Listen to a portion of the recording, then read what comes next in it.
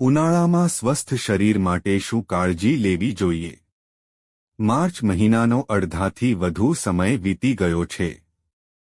ચાલુ વર્ષે માર્ચની શરૂઆતથી જ તાપમાનમાં વધારો નોંધાયો હતો. ગરમી વધવાની સાથે લૂ, હીટ સ્ટ્રોક, ડિહાઇડ્રેશન, થાક સહિતની સમસ્યાઓ ઉદ્ભવતી હોય છે.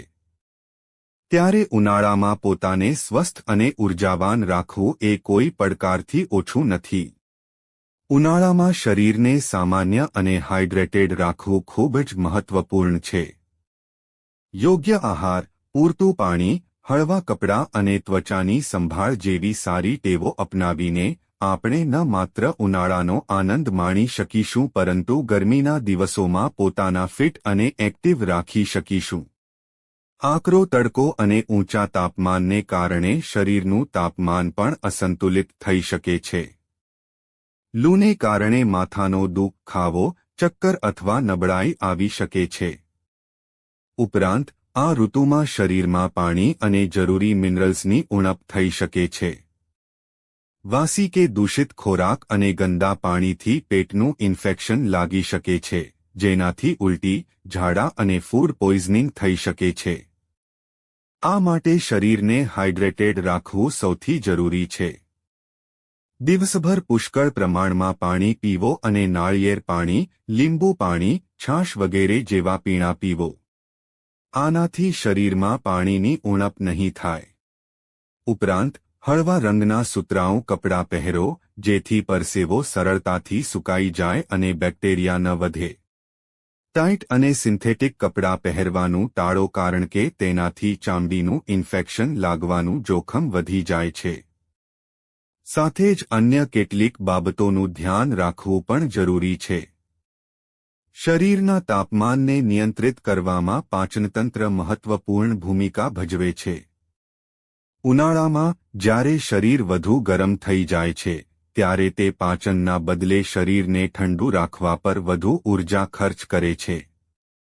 પાચનતંત્રની ગતિ પણ ધીમી પડી જાય છે, જેના કારણે ખોરાકને પચવામાં વધુ સમય લાગે છે. આ જ કારણ છે કે લોકો ઉનાળામાં વારંવાર ભારેપણું, અપચો અને એસિડિટીની ફરિયાદ કરે છે.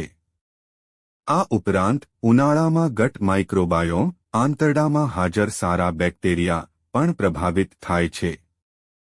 ઊંચા તાપમાન અને પાણીની ઉણપ સારા બેક્ટેરિયાને ઘટાડી શકે છે, જેના કારણે પાચનતંત્ર અસંતુલિત થઈ શકે છે અને ચેપનું જોખમ વધી શકે છે. ખાવાની આદતોની સીધી અસર આપણા સ્વાસ્થ્ય પર પડે છે. આવી સ્થિતિમાં ઉનાળામાં યોગ્ય આહાર ન લેવાથી ડિહાઇડ્રેશન, હીટ સ્ટ્રોક અને પાચન સંબંધી સમસ્યાઓ થઈ શકે છે. તેથી આહારમાં હળવો ખોરાક, પૂરતા પોષક તત્વો અને હાઇડ્રેટિંગ વસ્તુઓનો સમાવેશ કરવો જોઈએ. જમવાનો યોગ્ય સમય અને માત્રા નક્કી કરો. લાંબા સમય સુધી ભૂખ્યા રહેવાનું કે વધુ પડતું ખાવાનું ટાળો. રાત્રે હળવું ભોજન લો, જેથી સારી ઊંઘ આવે અને પાચનતંત્ર પણ સ્વસ્થ રહે. વધુ પડતા મરીમસાલા અને જંક ફૂડ પાચનતંત્ર પર વધુ ભાર આપે છે, જેનાથી એસિડિટી અને ગેસ જેવી સમસ્યાઓ થઈ શકે છે. તેથી ઉનાળામાં તેલ અને મસાલાયુક્ત તથા તળેલા ખોરાક ખાવાનું ટાળો. આ ઋતુમાં ખોરાક ઝડપથી બગડી શકે છે, જેનાથી ફૂડ પોઈઝનિંગ અને પાચન સંબંધી રોગોનું જોખમ વધી જાય છે. તેથી હંમેશા તાજો ખોરાક ખાઓ. વાસી અને ખુલ્લા ખોરાકથી દૂર રહો. ઉનાળામાં પાચનતંત્રને સ્વસ્થ રાખવા માટે દિવસમાં ઓછામાં ઓછા 8 થી 10 ગ્લાસ પાણી પીવો. આ ઉપરાંત શરીરને હાઇડ્રેટેડ રાખતા નારિયેળ પાણી, બિલ્લાનું શરબત અને લીંબુ પાણી પણ પીવો. ઉનાળામાં હળવો ખોરાક લેવો શ્રેષ્ઠ વિકલ્પ છે. લીલા શાકભાજી, મોસમી ફળો, તરબૂચ, શક્કરટેટી, કાકડી, દહીં અને છાશ પાચનમાં મદદ કરે છે અને પેટને ઠંડક આપે છે. ઉનાળામાં મચ્છરોની સંખ્યામાં વધારો થવાને કારણે ડેન્ગ્યુ, મેલેરિયા અને ચિકનગુનિયા જેવા રોગોનું જોખમ વધે છે. આ રોગોથી બચવા માટે કેટલીક સાવચેતી રાખવી જરૂરી છે.